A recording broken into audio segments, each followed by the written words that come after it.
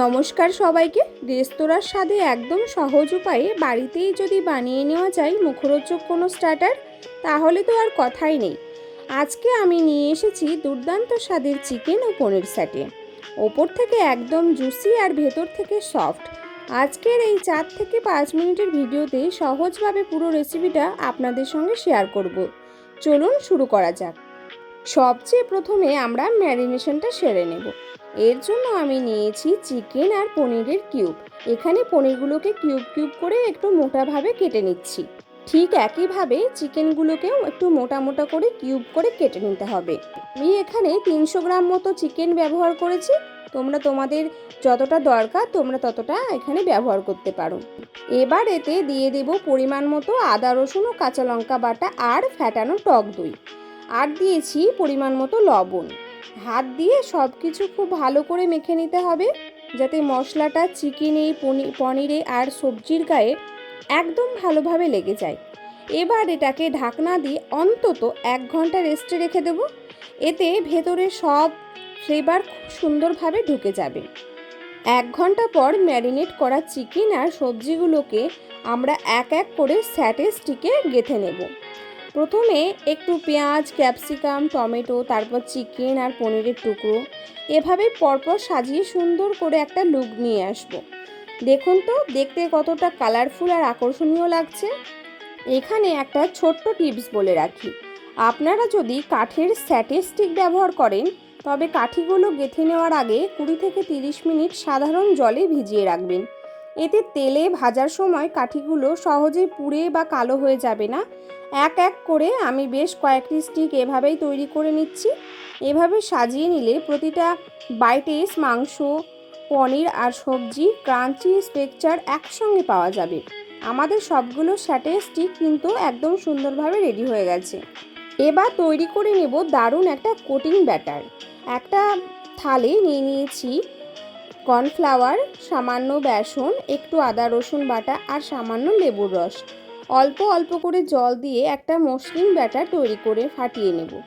পাশেই অন্য একটা বাটিতে সসের মিশ্রণ বানিয়ে রাখবো। তার জন্য সস, টমেটো সসটা আমি ব্যবহার করেছি, তোমরা সয়া সসও নিতে পারো।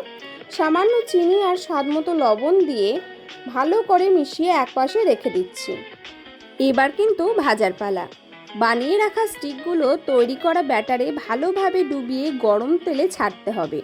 মিডিয়াম আঁচে গোল্ডেন ব্রাউন আর ক্রিস্পি হওয়া প্রথমে এক একটা স্টিক নিয়ে তৈরি করে রাখা ঘন ব্যাটারের মধ্যে খুব ভালোভাবে ডুবিয়ে নেব। খেয়াল রাখতে হবে যাতে পনির, চিকেন আর সবজিগুলোর প্রতিটি খাজে ব্যাটারের একটা সুন্দর কোটিং লেগে যায়। ব্যাটারটি এমনভাবে ফেটানো হয়েছে যাতে ভাজার পর বাইরের লেয়ারটা একদম মচমচে বা ক্রিস্পি হয়। অন্যদিকে ফ্রাইং প্যানে তেল কিন্তু আগে থেকেই বেশ গরম হতে বসিয়ে দিয়েছিলাম। তেল ভালোভাবে গরম হয়ে গেলে আঁচটা মিডিয়ামে নিয়ে আসব। এবার ব্যাটারে কোট করা স্টিকগুলো সাবধানে একটা করে তেলের মধ্যে ছেড়ে দেব।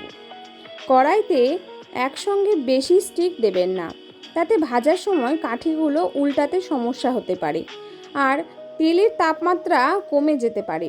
এক একটা ব্যাচে 2 থেকে 4টি, এর বেশি কিন্তু দেবেন না।